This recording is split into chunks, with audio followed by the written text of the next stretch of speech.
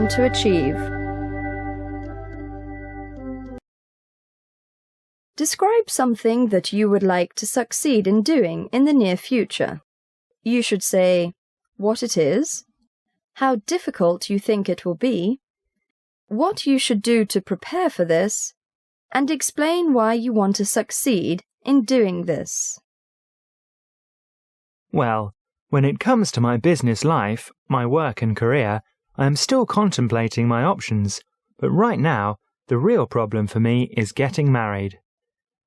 It is very hard to find a suitable match, simply because I cannot please everybody.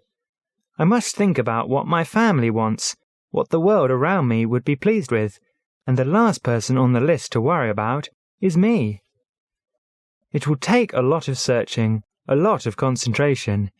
In my life, my schedule seldom permits free time, much less time to date, and I am often too shy to begin from scratch. I do not have many close friends, and those that I do have are either married or do not make a very good match for me. An extra difficulty is that I am not too good at the whole parents-in-law situation. I would find myself quite unhappy with this traditional way of living. Many Chinese must put up with their husband or wife, and also their parents and relatives, and must receive critiquing or judgment from all sides. I do not want to live this way, and I don't want a partner that I must put up with. I want to have love in my life. But traditions are traditions, and I must follow some kind of pattern. Thus, my first step might be to ask my parents and my aunt and uncle to look for a suitable partner for me, and then we can begin by writing each other, and when we feel we have enough common ground, we can arrange a meeting. Part 3. Success. 1. How would you define success? There are so many ways to define it. I believe success is feeling my life is worth living and being a good person to those around me. If I have a partner, or children, or relatives dependent on me, I would consider it a success if I were able to provide them with a good lifestyle and everything they need. Success would mean my reputation as a good person travels ahead of me. It would mean I would have a goal and hope for life, and would stand out amongst others. 2. Do you think most people want to succeed in life? I would imagine they do, but as I said, there are many ways to define success. It is the inborn desire of a human to want to be the best they could be, to want more. Everybody wants life to be worthwhile. They want their husband or wife to be proud of them. They want their children to admire them, and they want a sense of fulfillment. It's natural. 3. When do people most want to be successful? Well, I would say it's after they realize that life is a struggle and that they must make it on their own. When we are young, we can depend on others and do not feel the need to make something of ourselves. It's when the pressure kicks in and the understanding comes to us that we find we must choose for ourselves whether we will be happy or sad, a success or a failure. When we grow up and are more mature, we begin to have others depend on us, looking to us, and we feel the responsibility to do our part in the world. 4. What kind of success is most important to Chinese people? Well, originally it was about being a good provider for one's family, finding one's children a good husband or wife, having enough land to live off. But now that China is much more open, people begin to feel success is about making enough money to never have to worry about anything. It's also about giving that feeling of relaxed and easy living to their children. Get them into the best school. Buy them a house so they don't have to work. Hand life to them on a silver platter. This is beginning to be the image of success, and the people of this country are bombarded with advertisements, movies and pictures of the easy life, the rich and famous, and they feel this is the only way to succeed. I myself feel it has downsides and must really consider what I want for my life. 5. Do you think that successful people are always happier than unsuccessful people? Again, this depends on your idea of success.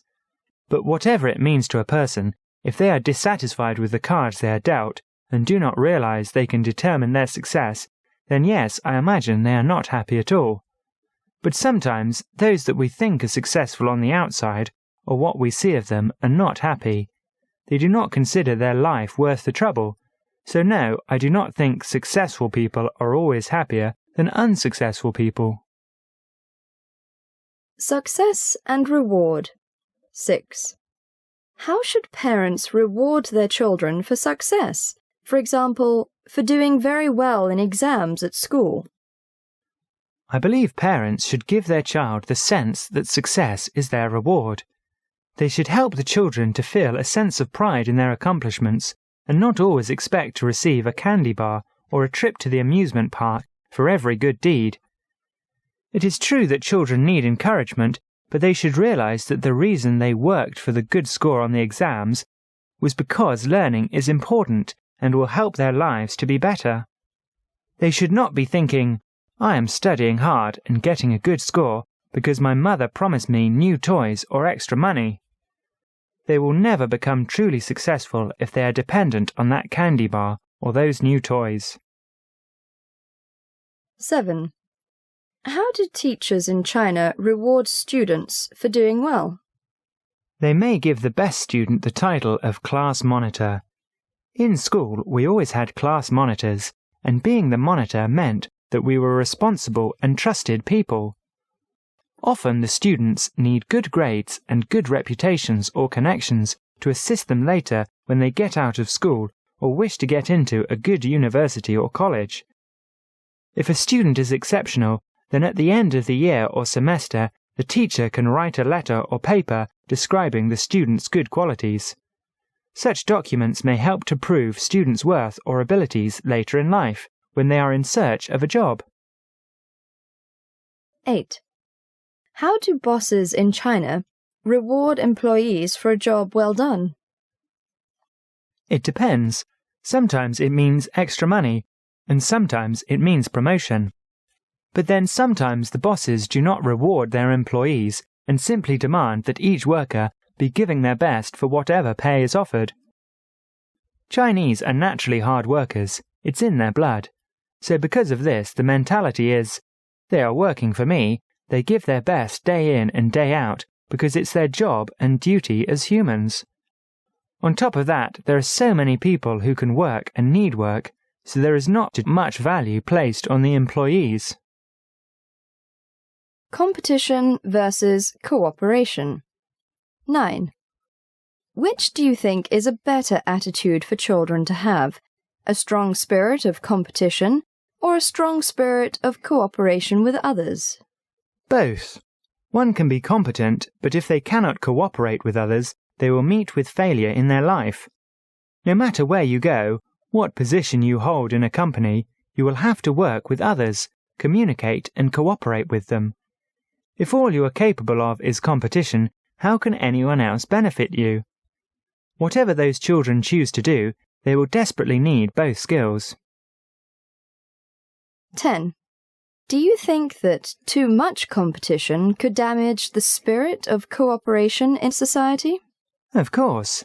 By that I mean that competition can eventually lead to war, as has happened on a number of occasions in Central America. If you promote competition so much in comparison to fair play and good sportsmanship, then the wrong values are being espoused. Cooperation is based on working together to help the whole. When you foster this spirit, then you are contributing to society. 11. Some people say that success means being number 1, and that being number 2 is valueless. What do you think? This is really an immature way to look at life. I really believe that you just have to get up and keep trying, no matter who is in first or even second place. Just finishing the race has its rewards. Forget about what others are doing and just get on with life. This is my philosophy, which I try to live by.